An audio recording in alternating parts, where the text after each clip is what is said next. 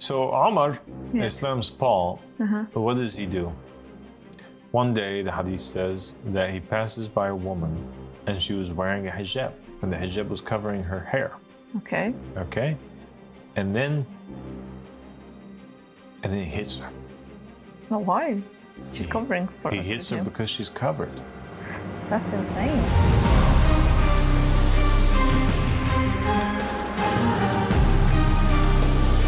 أعوذ بالله من الشيطان اللعين الرجيم بسم الله الرحمن الرحيم اللهم صل على محمد وآل محمد الإمام والمهديين وسلم تسليما. Assalamu alaikum wa rahmatullahi wa barakatuh. My dear sister Sarah B. How are you? Obviously, Good to have you here. I'm truly honored to be here. The honor is mine.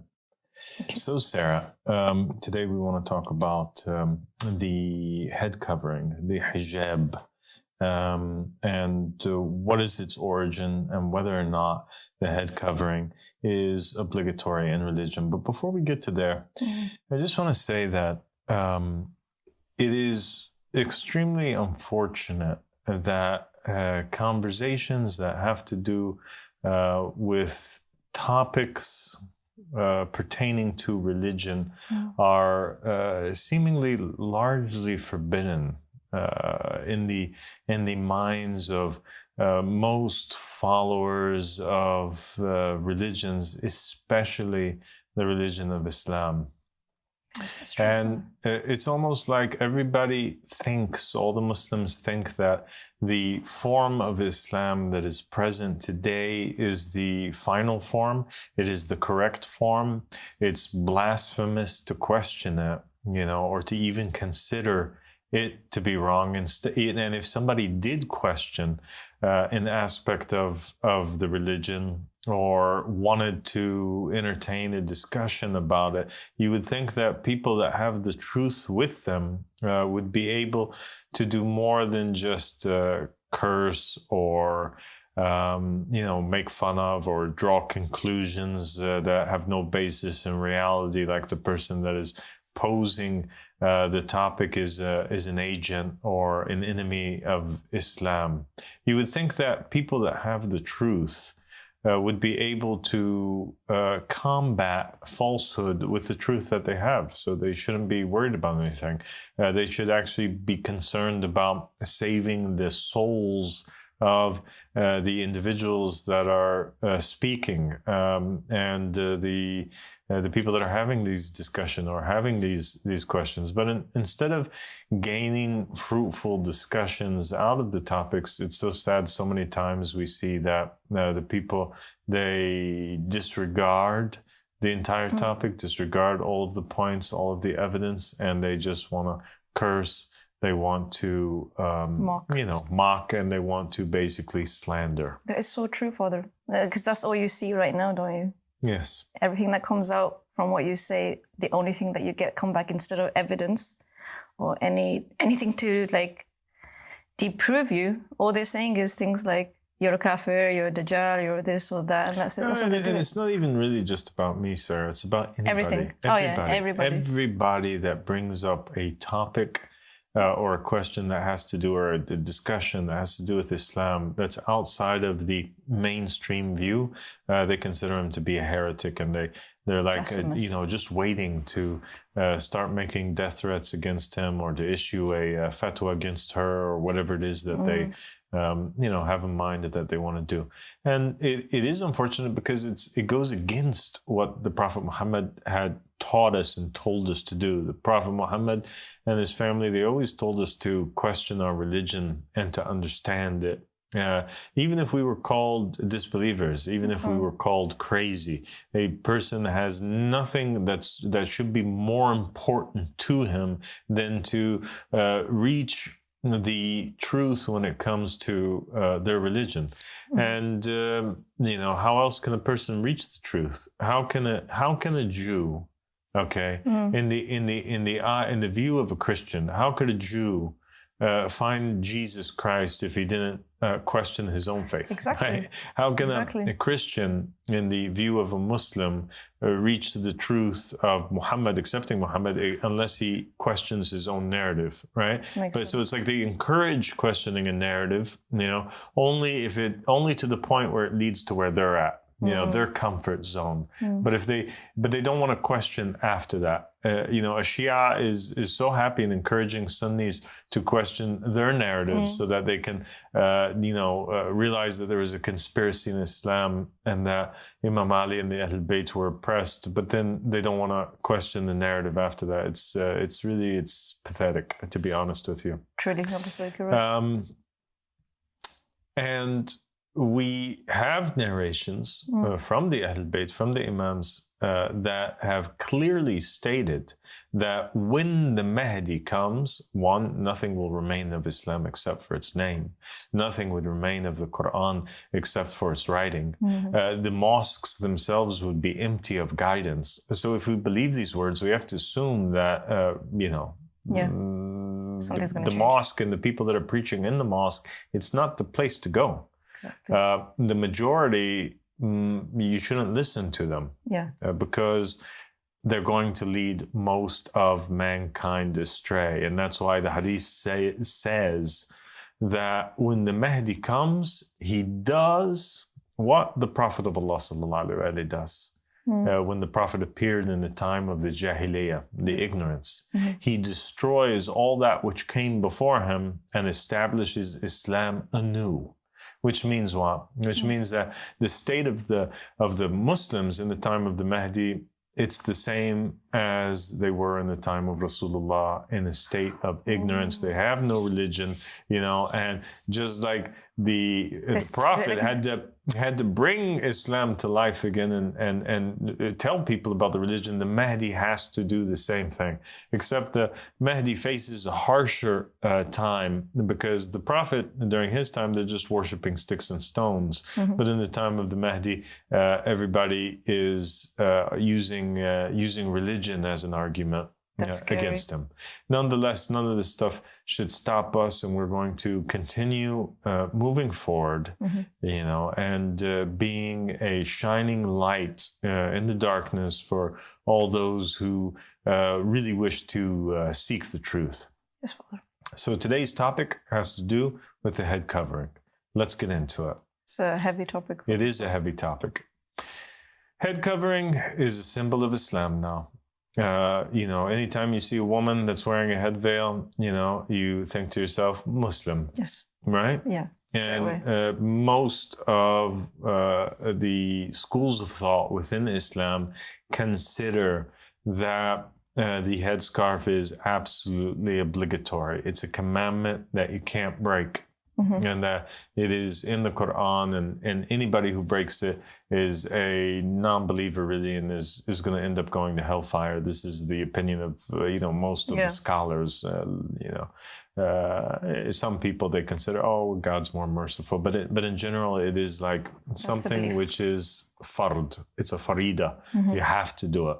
Okay, in the opinion of most people. Certainly there are exceptions. When we look at Christianity, we also find, oddly enough, even though we don't see it on the normal, as a symbol of the normal Christian women or the normal Christian population, we still find that the nuns that are in the churches are wearing this full headdress. They're totally covering their hair.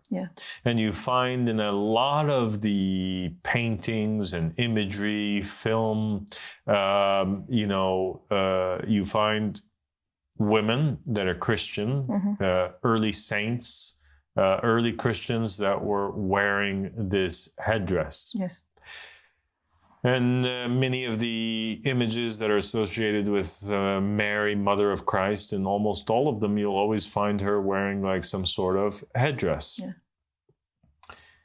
And when you look into Judaism, you also find in most of the imagery, and you find in real life in communities of Jews, across America and in the Middle East.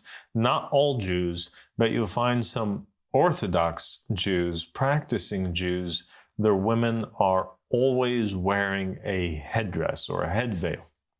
It's a little bit different, obviously, from Judaism to Christianity to Islam.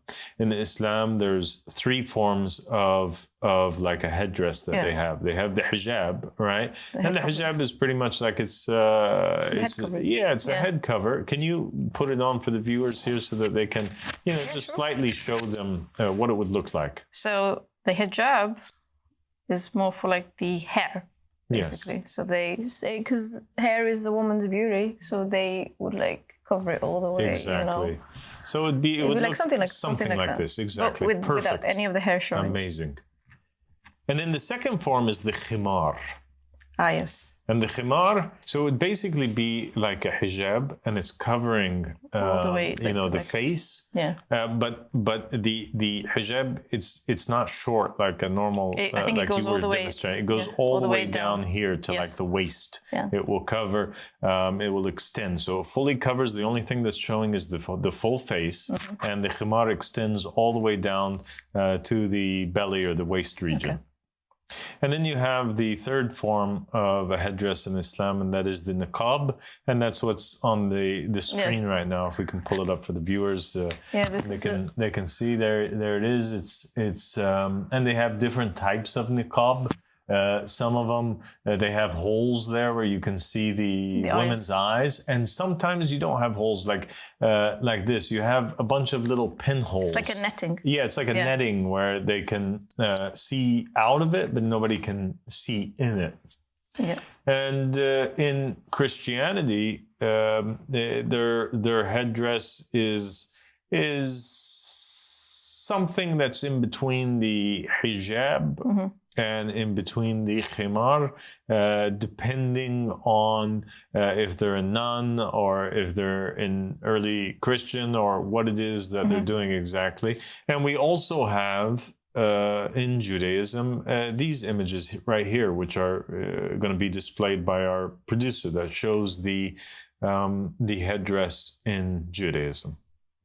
And you can see that in Judaism, many of the times, like there are parts of the hair that's showing depending on the school of thought that they come from, or, It's fascinating that there's like so many versions of it, and there's not just one, which is just cover yourself like. So at first glance, somebody would say to themselves, well, I mean, obviously, if Christianity, Judaism, and Islam, they all have the hijab in it, or a form of hijab.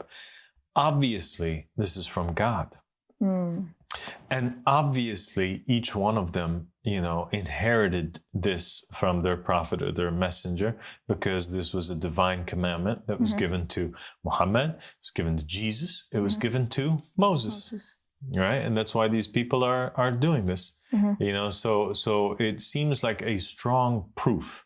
It's only when we go into the nitty-gritty, the small fine print of the religion, the details, when we investigate, when we choose to not listen to the preacher or the rabbi or to the imam from the mosque and just take their word as gold, because what they do is they stand there and they just say, it is obligatory. Yeah. But when you investigate for yourself, when you have enough self-respect for your own brain and mind, that you say, okay, look, I'm going to need to do a little investigation and see where this comes from. This is what you find. You find that in Judaism, God brings down all of these complex commandments and laws upon Moses. And these commandments cover pretty much every aspect of life that you can think of for 600,000 Israelites that are living with Moses at that time. It's covering, topics on, like that, basic ones. You can't murder, you can't steal, you can't fornicate. It speaks about what happens if your neighbor kills your animal by accident. It governs the trading and the laws of offerings to the Lord and how they have to live as a community. It governs everything. Everything. But one thing that is visibly missing from the laws that were given to Moses was a commandment from God that women wear a veil. This is not there. SubhanAllah. And I think that's quite shocking, in fact, that a religion would adopt a practice and the assumption would be made that it's based on a law that was given from God, but then we find that it's not there. God doesn't say it to Moses anywhere. He doesn't say, tell the women to cover up. Nor does Moses say it to his people. Okay. So then what is this based off of? I wonder, actually. Yeah. It's based off of the writings of the rabbis. Oh. The rabbis, they make ijtihad. Ijtihad is an Arabic word that the scholars do when they don't have a particular law or a particular answer to a question that they want to reach. And so what they do is they, by means of logic and through their analyzing of scripture, they come to the conclusion themselves. A bit strange. How did they even come to that conclusion? Well, here's how they come to the conclusion. So in Numbers, there is this, I'm telling you, it's so complex. They have answers for all things. So there's this passage in Numbers where if a man has all of a sudden a feeling of jealousy. Yes. Okay. And he feels like, I don't know, I feel like my wife's cheating on me. Just a feeling. Just a feeling. Okay. But he never saw her cheating on him. He never heard from the neighbors that she was cheating on him. He never had a witness come forward, nor did he have a confession from the woman herself, nor was there a man who claimed that they were having an affair. It's just he has this feeling of jealousy. What does he do? Well, the Bible tells him what he does. And in Numbers, basically what he has to do is he has to take his wife and he has to go down to the priest. Okay. And basically over there with the priest, it says that she's to go in front of the priest and the priest is to unbind her hair. Okay. And then the priest is to make her read a curse, and he reads a curse and basically states that, if I am lying and if I was having a secret affair, that I'm not confessing about because my husband feels jealous, then I accept the curse of God. And the curse of God would be that my womb would not carry children. I would always have like miscarriages and my belly will swell. Okay. And this will be the sign. So now if she confesses, great. If she don't confess, then they have to read this curse. They have to write the curse. They have to put the curse along with some dust from the tabernacle in the water. She has to drink the water. And after that, the curse will be upon her only if she's lying. Oh, wow. Okay. Yeah. So the rabbis, what did they do? They thought about it and they thought to themselves, the verse where it says that the priest unbinds her hair means that her hair was binded. Oh. It means that the people at that time, okay, that the women covered themselves. That's a bit of a stretch. It is an extreme stretch because maybe her hair was just tied in a certain way or tied up and he had to let the hair loose. But they understand that as there being that the women at that time were wearing, the biblical times during the time of Moses, and were wearing a head veil. They also take the Song of Songs that was written by Solomon, in which Solomon, it's a poem in which Solomon is speaking about his lover, and he's describing her. And he says that her eyes from behind the veil are like doves, and her hair is like a flock of goats. And so they say her hair is like a flock of goats. That means that hair can sexually excite a person. What a conclusion. And therefore, it is immodest and inappropriate that the woman not cover her hair. And they also reference a verse in Genesis where Rebecca, before she's married, she veils herself from out of shyness. She veils herself from her husband, and so they say, "Oh, look, she's using a veil, and she wasn't married. So what should we do about this?" So there's no direct commandment. That's the point. That says in the Hebrew Bible that you have to. And that's why many Jewish women, they don't. Okay, today they don't, because there's no direct commandment that says it. But it was a law that was implemented based on the ijtihad, or the research and conclusions and fatwas of the rabbis. Wow. So then what happened? So then it became like a thing that they made a religious obligation. But it was already a practice that was taking place amongst them as a tribe, as a community. According to the time, right? That makes sense. Yeah, so basically back then what was happening is that a virgin girl would not wear a veil. Okay. But the moment that she would get married and she would be with her husband, she would have to wear a veil. Oh, like a symbol that she's taken. A symbol that she's taken. Okay. You got me? Yeah, I understand. Okay. So then that became the way that they could identify people. Okay. Whether they're single or whether they're married.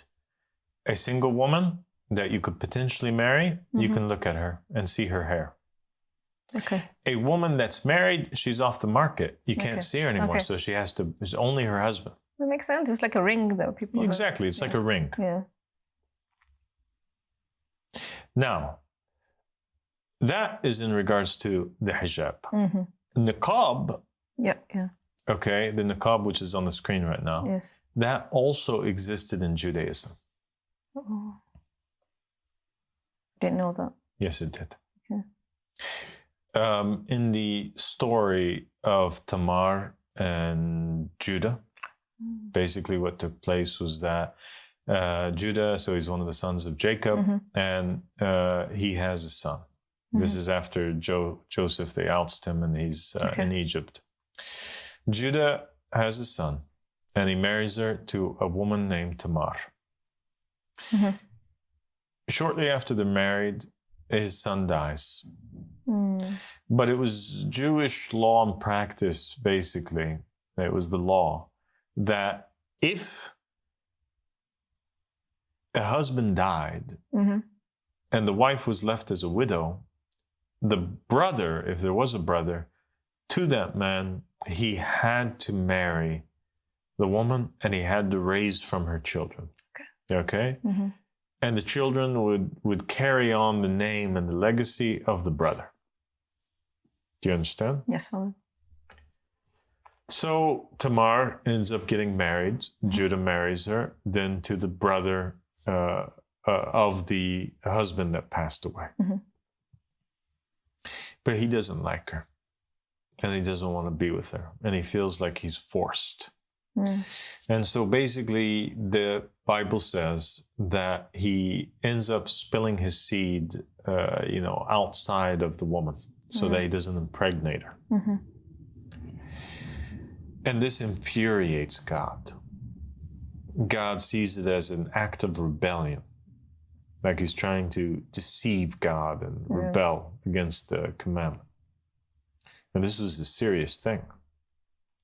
The punishment for the person who would refuse to marry the widow of his brother is that he should be taken first to the priest, and if he's and they should talk some sense into him. But if he doesn't accept after that, they bring forward the widow and she spits in his face. Oh, because what he's doing is dishonorable. Exactly, because what he's doing is dishonorable. So she'll spit in his face, and then they have to take off one of his sandals, and he's pretty much like cut off from his people. Oh. Okay? Yeah. So the guy, the second husband, he was forced to do it. He didn't want to do it. And in the end, God gets angry and he causes him to die. So now she has two husbands that are dead. Fortunately. Now, Judah still has other son. Yeah. And she goes to Judah and she tells him, you know, like now it's the duty of the next son. But Judah in his heart, he's like thinking, this woman's bad luck. You know, I already gave her two of my sons and they died. And he doesn't really want that she marry his last son. So he convinces her to go away for a while, you know, and mourn at her parents' house until, you know, later. And he promises that, you know, eventually, inshallah khair. Trying to get rid of her. Yeah. So she goes and she realizes that, you know, it's seeming like he's not wanting to do this. And she's getting frustrated. You know, she's embarrassed. Her name's on the line. And she decides that she's going to, you know, take back her honor. And so what she does is that she goes, and the Bible states is that she changes her clothing. Okay, so she wears a different type of clothing. It doesn't specify exactly what, except that she veils her face. Ah, like a niqab. Like a niqab. Her face is fully covered. Okay. Okay? And then it states, between brackets in some versions of the Bible, that that this was the clothing of the prostitute. Okay, so the niqab actually in Judaism is a symbol of a woman that's a prostitute. That's crazy. Not a holy woman, not a woman that's trying to draw close to God, but a prostitute. Yeah, exactly, a prostitute. Why? Because back then, the prostitutes, they don't want to show their faces. It's a shameful act. Oh, true. So naturally, they want to hide themselves. So they'll hide themselves by veiling their faces, and that way their clients don't even know don't even know them. Okay, that's crazy, because like the comparison between what it is then to what it is now is insane, just because of the time period and the mindset of the people. Wow. So back then, it's not like today where the prostitutes are wearing like real short clothes and exposing all of their body and these types of things. No, they would cover themselves in full. Wow. Okay. So that, in short, is the history of the headdress in Judaism. And of course, there's a lot more details to it, but this is, in short, the summary. The headdress was in Judaism. It was a conclusion that was drawn based on these verses that I spoke to you about by the rabbis. There was no direct commandment that women have to wear a headdress. It was a symbol of a married woman. And it is something that is not practiced by all Jewish women today. Yeah. And the niqab also existed, but it was a symbol of prostitution. Okay. Now, Tamar, you know, before we move on to the next topic, this woman, Tamar, by the way, she ends up, getting pregnant off of Judah because Judah impregnates her. Yeah. And she had taken a seal, a symbol, and a staff from Judah in order that if she can prove that he was the father of the child. And so when word got out that she was pregnant, that he wouldn't accuse her of being promiscuous or something like this. And he'd have to cover her and take her back into his household. Yes. And guess who she ends up being? She ends up giving birth to a child, and she ends up having grandchildren, and their grandchildren end up having grandchildren. And out of her descendants comes Jesus, the son of Mary. That's why you can never judge. You can never judge. It's amazing. It is amazing, isn't it? Really. Okay, so now let's move to Christianity. If the headdress was not a Mosaic commandment, and it was just tradition, really, maybe Jesus said something about it. Like, why are the nuns covering themselves? Exactly. What is the origin of the headdress? Maybe it came down in the fifth covenant, in the Jesuit covenant. Yeah. We actually find that in the New Testament, the Gospels of Matthew, Mark, Luke, and John, they don't say anything about the headdress. And there's no quotes in the New Testament from Jesus Christ where he says that women have to cover their head at all. There's no such thing. Yet the nuns wear it like a... Yeah. So where does it come from? Like it's a uniform. Well, it comes from Paul. Okay. So Paul is this disciple. He proclaims himself to be the disciple to the Gentiles. Jesus, if you remember, he had 12 disciples. Yes. One of them, named Judas, betrayed. Yes. Okay, and then he was replaced with another disciple, who's not Paul. But then there was this guy. He was a Jewish guy who was living during the time of Jesus and his disciples, and he hated Christians so bad. And he would kill Christians. He would kill the followers of Jesus. And then one day, he says that he had a kashf, he had an epiphany, he had a revelation, a vision, that Jesus came to him and told him that he's going to be a disciple of his. Okay? And so he proclaimed himself a disciple and took it upon himself to go spread the word. And Paul, he spreads the word, but he's not on the same page as the disciples. And he's certainly not on the same page as Simon Peter, whom Jesus appoints as his vice chair. And we can do a whole episode, inshallah, in the future about Paul. But in short, there's the New Testament itself preserves many arguments that take place between Paul and between Simon Peter. And Paul is pretty much calling Simon Peter a hypocrite. Okay, and accusing him of like in secret sitting with the non-Jewish people, the Gentiles, but then in the eyes of the people, he runs away out of shame. He accuses him of hypocrisy, accuses him of lots of things. That should be enough for someone who believes in Jesus and is vice-chair, the position of Paul. And Paul also differs with what Simon Peter says you have to do in order to be a Christian. Simon is saying that you have to circumcise your children, your boys, just like Jewish people do. Yeah.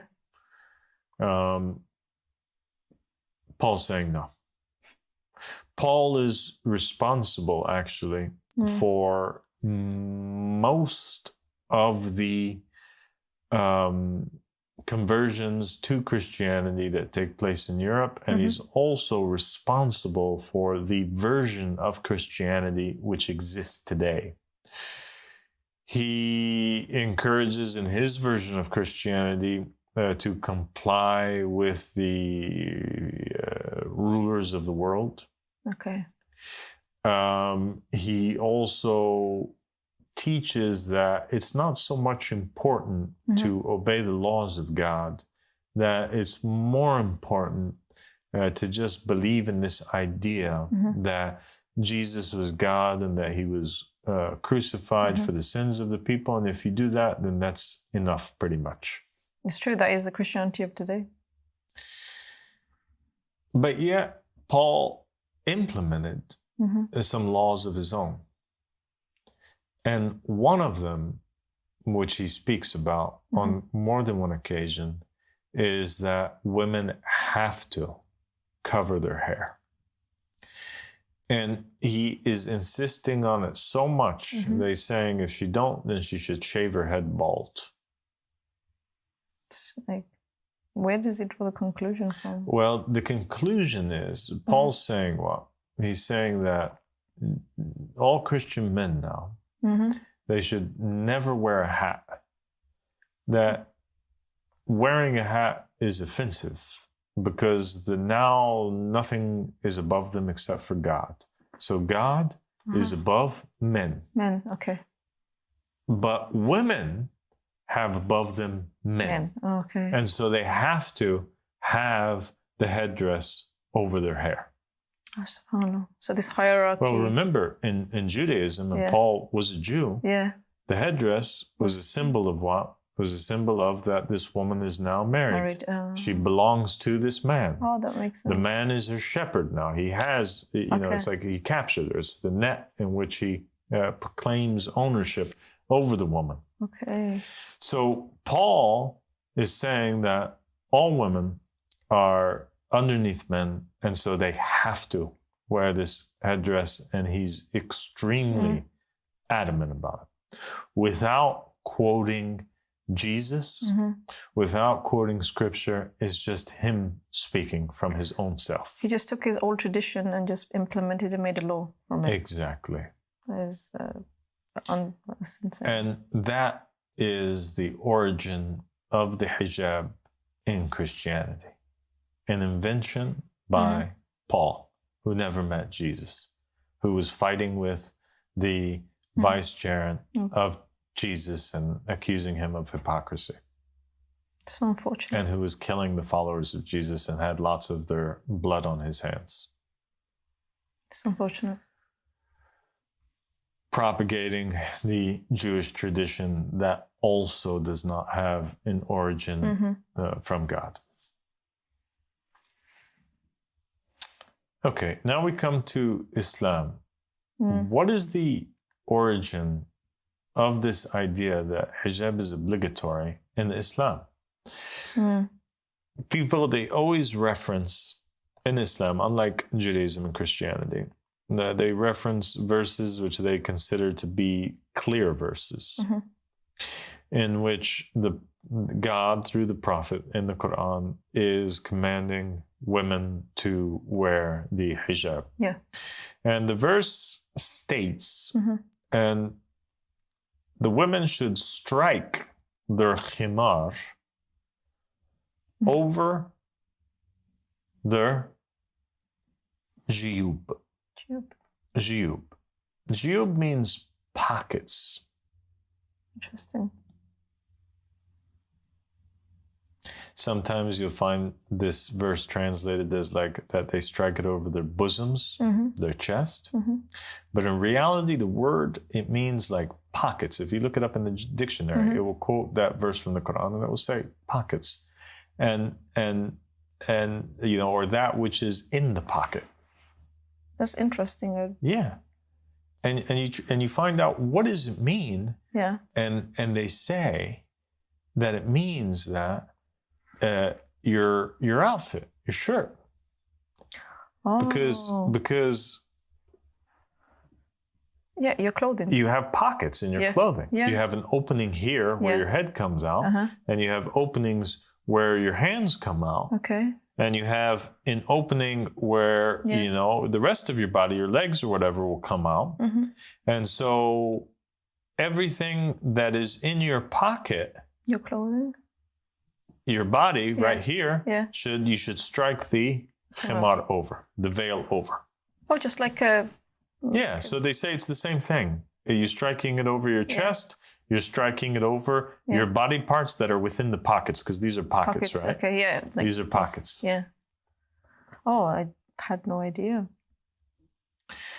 And further evidence that this is what it means is that the word in a singular form appears in another surah where God is commanding Moses to put his hand in his pocket, in the veiled area, right, his dress, and pull it out, and it will be shining. Oh, so it confirms that word. And what do they understand it to mean? Is that he has his shirt. He doesn't have a turtleneck on, but he has a shirt, and so he places his hand in like that. Okay. Oh. Do you understand? Yeah, totally. And he pulls it out. Puts it in, pulls it out. So the pocketed area is this. Yeah, the openings of your dress that you're wearing. Okay.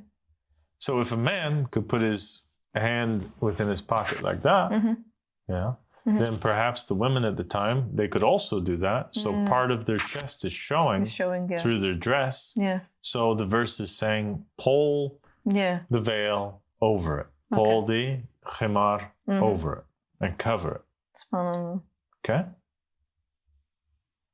I understand. And Muslims from that time until today, they do not all agree or even have evidence for what the hijab is supposed to look like exactly. So for some people, this verse that I was telling you about, they say, okay, well, this khimar that the woman's wearing, that she has to strike over her chest, then that means that it was a head veil that was already covering their head, and now we have to extend it to cover all of the body. And so they get the khimar idea to mean that which extends from the head, covers the hair, and goes all the way down. This is exactly what the rabbis did with the... Yeah, they're coming to their conclusions. Other ones state, no. Yeah. There's a hadith that we heard a companion say. Okay. That the woman, all of her, is an aura. It's something that's like seductive. Seductive, yes. If you look at her, it will excite you, the whole thing, even her face. And so the veil has to cover the hair, has to cover the face, has to cover the eyes, has to cover the chest, has to cover everything. And so for these Muslims, the niqab is that which was made obligatory. Okay. The hijab for them is the niqab. The niqab is the proper hijab. Yeah, for the real one. It's the real hijab. While some Muslims think, no, the face and the hands are okay. Okay. Because there's another hadith. There's so much. There's another hadith in which another companion states that that he heard the Prophet say that the aura of a woman is everything except for her face and her hands. He points at her face and at her hands. And some people say, oh, well, actually, when he was pointing at her face, he also meant her hair too. And so that for that reason, hijab is not obligatory. A small group will say that. Oh, okay. You know, the women that don't believe in that hijab is obligatory, but that you should just cover yourself modestly. Scary how many conclusions they're all drawing. And the general population of Muslims around the world, they just stick to, okay, well, we should just cover our hairs. Yeah.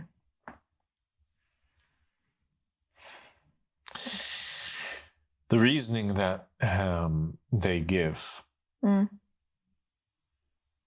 for that God, makes it obligatory that a woman wears a hijab is because they say that she is a sexual exciting object, something that will cause men to basically to fall. Yeah, that they'll imagine her or lust after her, and so for that reason we have to cover the woman up in order to protect the man from going astray.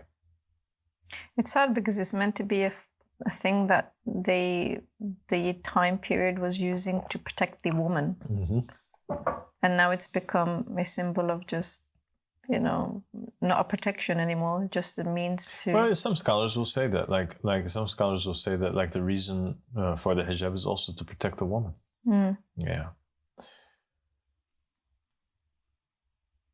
Because the verse says that it's purer for you. So they draw the conclusions. But there's no explicit verses or, narrations from the Prophet Muhammad where he specifically instructs in all clarity what the hijab should look like and what should it cover. It's all conclusions that are drawn. It's so sad because all three religions seem to be just drawing conclusions. There's no direct command from God, clearly, from the direct Prophet himself. There are some traditions, a few of them, from Imam al-Rida, Shia traditions, that where somebody asks the Imam about the hijab. So look now, like Imam al-Rida is the 8th Imam. Okay, right. So now the Prophet passes away. Imam Ali passes away. Imam al-Hassan passes away. Imam al-Hussein passes away. Imam Zayn al-Abidin passes away. Imam Muhammad al-Baqir passes away. Ja'far al-Sadiq passes away. Musa Kazim passes away. And then is Ali al-Rida. The whole Umayyad dynasty went away. And now we're in the Abbasid dynasty. And they're still confused. They still don't know what the hijab is supposed to look like. Wow, that's a testimony in itself. It's not clear and wasn't clear for the people at the time. And so they ask him, and a few of these narrations mention that it should cover the hair. Okay.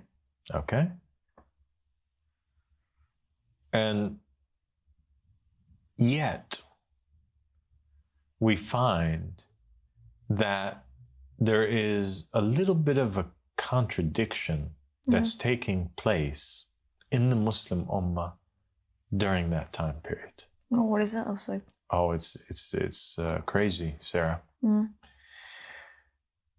So there is this hadith that states, and it's a Sahih hadith, that Umar ibn Khattab, okay, and this guy, he was like for the Sunni Muslims, the symbol of like wanting to protect the woman. And wanting like women to be covered, wanting to protect men from women. He is like the Paul of Islam, this guy.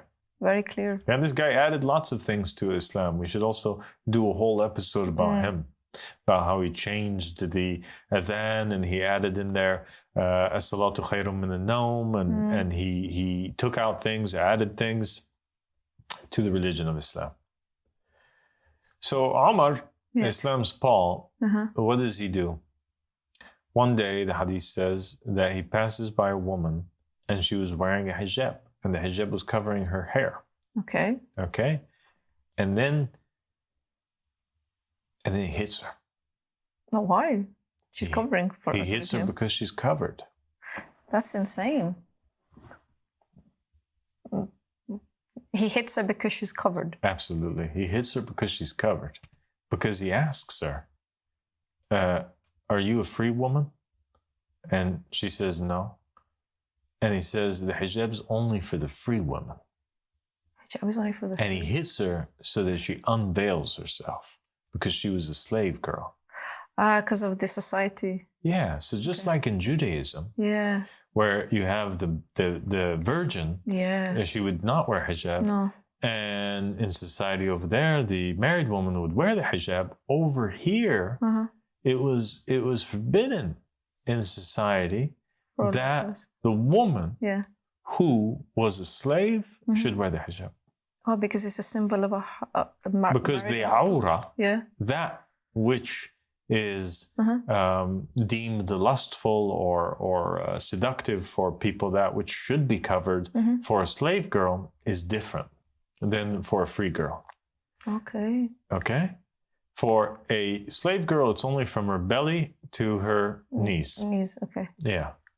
And that's why in Islam, during those time periods, all of the slave women were topless, and their hairs weren't covered, and their body was totally showing. And for years and years after that, they would be sold in the market. And you even have, so you have many paintings which demonstrate this, and we hope that the producer can put them in. And also photographs. Yeah. Even of minor girls during the Ottoman Empire. Yeah. Okay.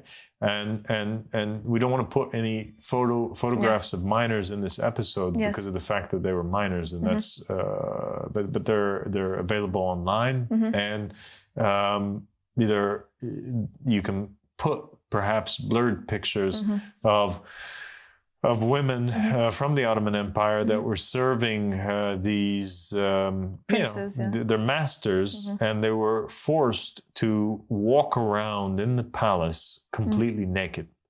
Yeah, open for them to see, basically. Open for them to see. Yeah. And on the marketplace, they were sold openly. So if the argument for the existence of hijab is to protect women, or to protect the men from being aroused by naked women in society, that don't even make sense, because they were all over the place. Exactly. They were serving them in their homes naked. Yeah. They were walking around in the streets naked. Exactly. They were being sold in the marketplace naked.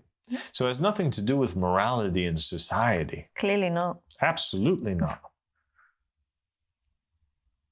You made it very clear. Like, it's hypocrisy, really. Okay, of course it is. So there's a different agenda and attention behind. So then what is the purpose behind it? And what we find is that clearly God wants men and women, and does command that in the Quran, in many verses, in the Bible, on the tongues of Jesus and the rest of the prophets, in the Torah. God commands man and woman to be modest. Yes, it's true. To be humble. To have shame. To be decent human beings. God is against promiscuous behavior, lewdness, immorality in general, for both sexes. Yes. But what we find is that he does not command in a clear fashion at all, in a direct fashion at all, in Judaism, Christianity, Islam, in the Torah, in the Bible, in the Quran. There are no verses that state that a woman has to cover her hair. Yeah. This does not exist. It's clear you can't find it. You can't find it. But what you do find is that the women that were living around the time of the Prophet used to cover themselves. And that it was a tradition of society. And we do have evidence that before the Prophet Muhammad, peace and blessings be upon him and his family, was even sent forth as a prophet at the age of 40, that the practice of women veiling themselves or wearing hijab or being covered very modestly from their heads to their toes, that this was already a practice that was taking place in the household that the Prophet was raised in. It was a sunnah that Abdul Muttalib and the women of his family used to do. Okay. And the Prophet Muhammad carried on this sunnah. Yeah. Fatima al-Zahra, she did cover herself fully. It makes sense for the time period. Khadija covered herself fully. Zainab covered herself fully. Peace be upon them. But there's a difference between them covering themselves fully out of their own choice and out of it being a tradition that was practiced by Rebecca or by the daughters or the family members of some of the prophets and messengers. And it being a divine obligation and command that if you break it, you're going into hellfire. Yeah, that's the sad thing. I was like, a very big difference. Yeah, it's huge. And so the hijab is a sunnah. And it's a very beautiful sunnah. Mm-hmm. And if a woman wants to wear hijab, Mm-hmm. she should wear hijab. Yes. If a woman does not want to walk in the streets and allow anybody else to look at her hair, her head, any part of her body, she absolutely has the right Exactly. to do so. Exactly. And that's beautiful that she has that choice. But to force women and to terrify them and terrorize them and make them think that they're going to go to hellfire. Scared them. Unless they wear the hijab, when we know for a fact that women that were around the prophets and the messengers, like Jesus, Mary Magdalene, and the women that were around him, they didn't wear a headdress. No, they didn't. It's not documented anywhere. And to force little girls that are yet to even hit puberty, to force them to wear the hijab at the ages of 2 and 3 years old is a great crime. Definitely.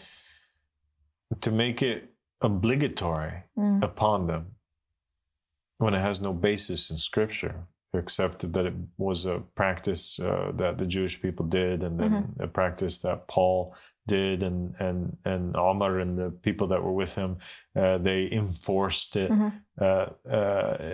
through physical beatings on women that were on that time. And except if they're slaves, then they would beat them to take it off. It's just insane. Then this is not something that we can accept. No.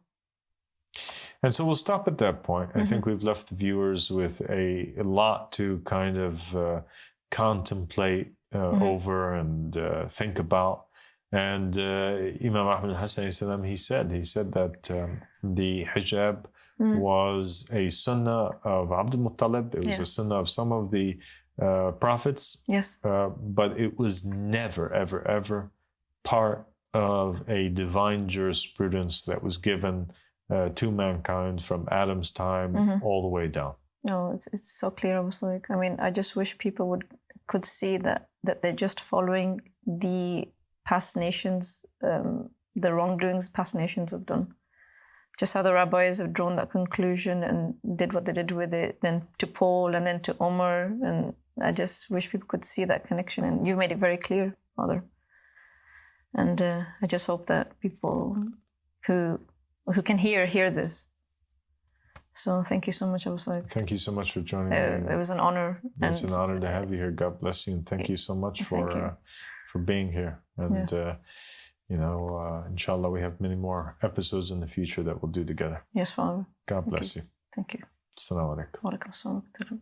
I am so grateful and honored that the riser of the family of Muhammad has come out and finally liberated women and given us the truth of the stance of hijab. Why? Because all my life, personally, and all the women I knew, they have been dismissed and shunned, and especially when they speak on behalf of religion or express their beliefs or claim to be Muslim, they are automatically just looked down upon just because they're not wearing a head covering. Her whole heart, her faith, and her relation with God is just thrown out the window just because she's not covered. It's really sad that if I even appear on a video or I come out to talk about religion, people don't want to hear from me just because I'm not wearing a head covering. And just based on that, a woman wearing a head covering or not, people have already come to the conclusion and judgment that she's either bad or good. And who are we to judge? And he has come forth and told us that only God can judge a person's relationship with him, and that it was never part of God's commandment, and that why it was in society is because of the scholars' own interpretations of things. And you don't understand how freeing that is to know that it's not from God, because the people pushing it that it's from God is what terrified many women across the whole world, that they're not good. They would actually question their own beliefs due to not wearing a piece of clothing upon their head. And that was very sad. And truly, he's proven that he is a man from God who has come forth to spread justice and equity.